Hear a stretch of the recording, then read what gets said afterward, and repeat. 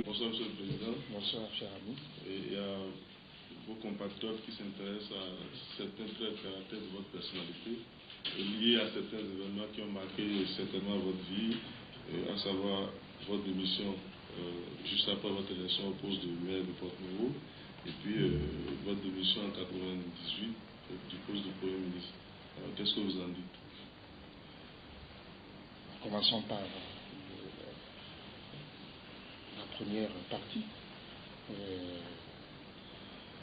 la démission du poste de maire. Moi, ce que j'observe par rapport à ce sujet, c'est que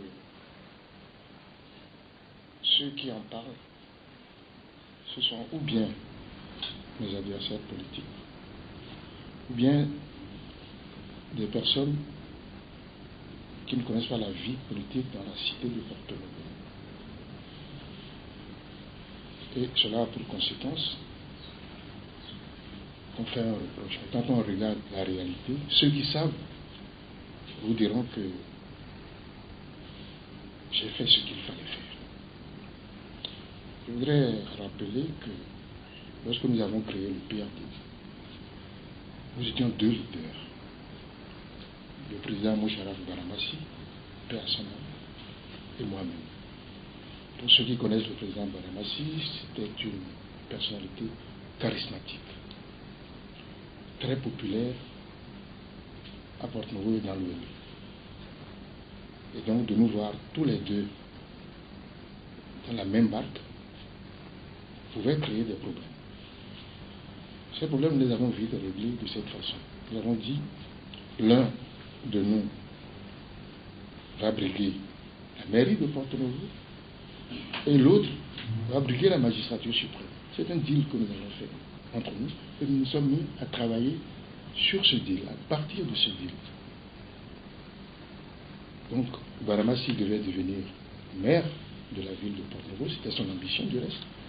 Et moi, je devais briguer la magistrature suprême. Et à un moment donné, alors que nous nous préparions aux élections municipales, après le vote de la loi sur la décentralisation, est survenu le décès de Baramassi. Encore une fois, paix à son âme. Ce décès a semé déjà par lui-même le désarroi dans nos rangs. Et beaucoup avaient même déjà prédit que le PRD allait se disloquer parce que celui qui est considéré comme la locomotive du parti a disparu. Nous en étions là à penser nos plaies lorsque le problème des élections municipales est arrivé. Nous sommes au Bénin. Celui qui devait briguer le poste, c'est Baramassi. Il décède. Et vous me voyez un an après, un an et demi après, m'asseoir dans le fauteuil et dire que je veux prendre ce poste. Première interrogation. Je ne pourrais psychologiquement et décemment pas me présenter pour dire je vais être maire à la place de Baramassi. La deuxième raison, je voudrais que vous preniez en compte, c'est que ce qui s'est passé à l'occasion de cette élection municipale est du jamais vu. Nous n'avons jamais vu, de mémoire d'homme politique, une campagne municipale de l'ampleur de celle qui a été déclenchée par mon ami Gaston Jossou, aujourd'hui, qui est avec nous dans l'Union Fait la Nation et qui travaille pour notre succès.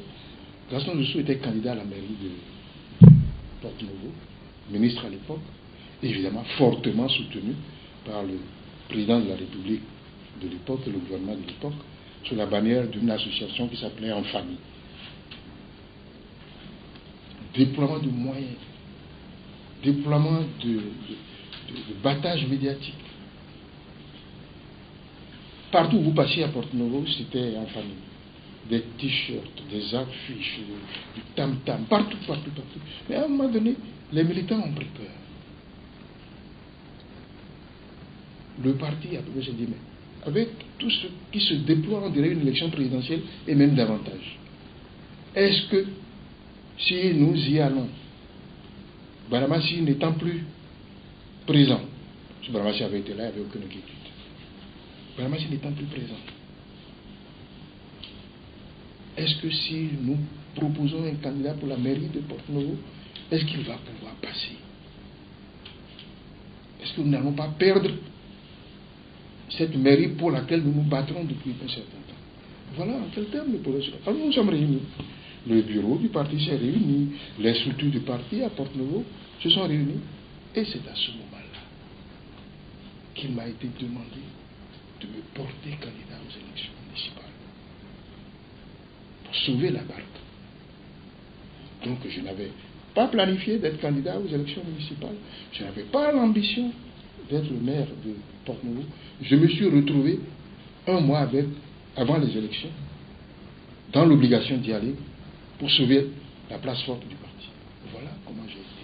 Et il a été convenu au niveau du bureau politique qu'une fois que j'aurai été, une fois que nous aurons gagné, eh bien, je me retirerai pour laisser la place à quelqu'un d'autre.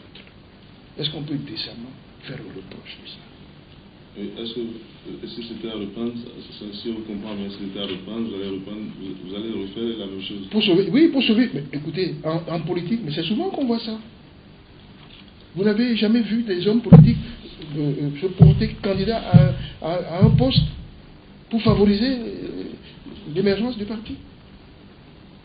Quand des hommes comme dans le passé, des hommes comme François Mitterrand, des hommes comme Jacques Chirac ont brigué des postes, ce n'était pas forcément pour leur ambition personnelle, mais parce que cela permettait de faire la promotion du parti. Donc je me suis présenté, parce que le parti me l'a demandé, parce qu'il fallait que je sois candidat pour que les Porto-Noviens adhèrent à l'équipe municipale. Et le plus loyalement du monde, lorsqu'on a fini, et bien je me suis retiré. J'ajoute qu'à l'époque, j'étais président de l'Assemblée nationale. Est-ce que le parti, c'est pour un seul homme? Parce que chaque fois qu'il y a une promotion, chaque fois qu'il y a une élection, que ce soit toujours le même qui prenne le devant, qui occupe tous les postes. Donc voilà les raisons. Et je vais vous dire une chose, mon cher, parce que j'ai commencé par dire que ce sont mes adversaires qui en parlent. Ou alors ceux qui ne connaissent pas Porto-Novo. Normalement, après un comportement comme celui-là, si ça avait été un geste isolé, solitaire, c'est d'abord le parti qui m'en aurait fait le reproche. C'est d'abord les militants qui m'en auraient fait le reproche. Et c'est ensuite les électeurs de Porto-Novo qui m'auraient sanctionné. Or, regardez, depuis cette élection municipale jusqu'à ce jour, les scores que j'ai obtenus à Porto-Novo ont été crescendo. Donc, il ne pouvait pas y avoir meilleure approbation de ce qui a été fait à l'époque.